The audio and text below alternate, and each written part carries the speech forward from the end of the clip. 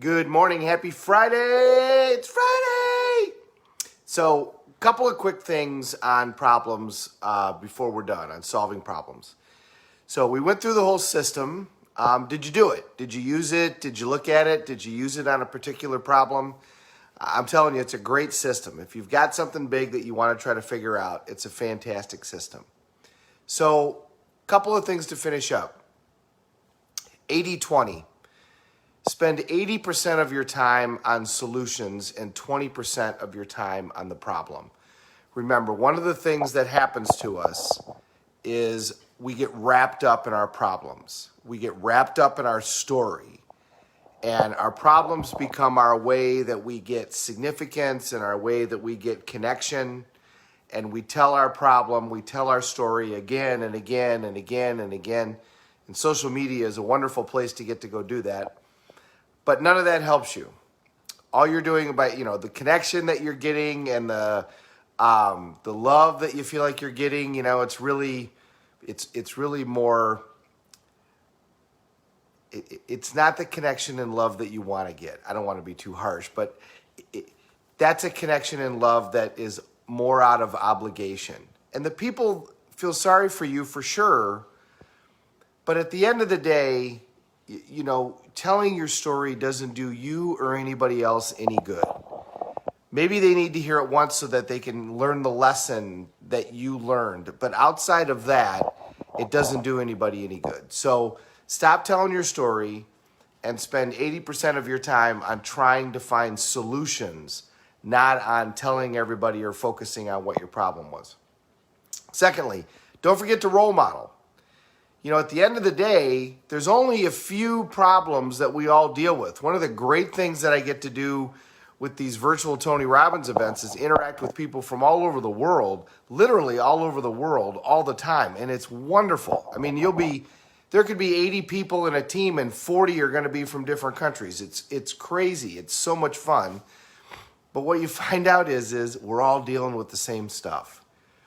Economics doesn't really change it. It changes it a little, but it doesn't really change it. At the end of the day, we're all dealing with money, weight loss, health, relationships, being a parent. I mean, we're all dealing with the same stuff. So when you run across a problem, find a role model. Find somebody who's had the same problem and then do what they do. Figure out what they did to solve that problem. Sow the same seeds and you're going to reap the same rewards.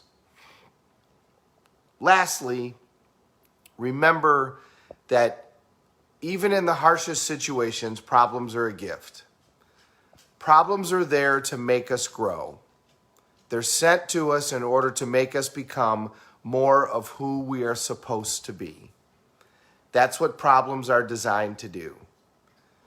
So when we get a problem, remember the dot with the circle around it? The problem is outside of your area of comfort. It's outside of your sphere of influence. So what happens is you have to push yourself in order to grow, in order to solve that problem. But you don't just push yourself in one direction, you grow in all directions. So now your sphere of influence becomes significantly bigger and your ability to manage problems becomes significantly bigger.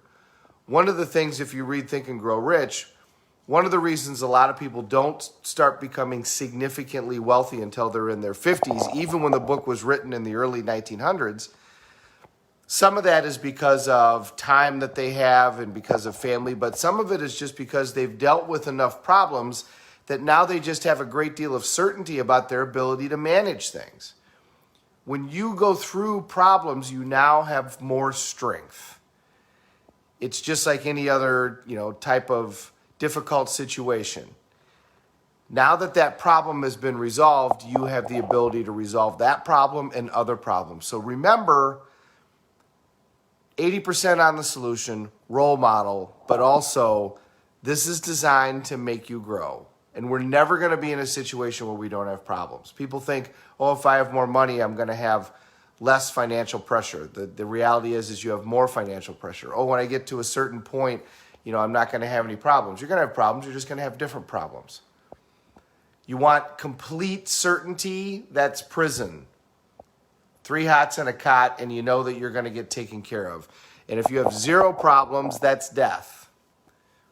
So welcome the problem as best you can, and always remind yourself that it's here to make you grow. What's the gift?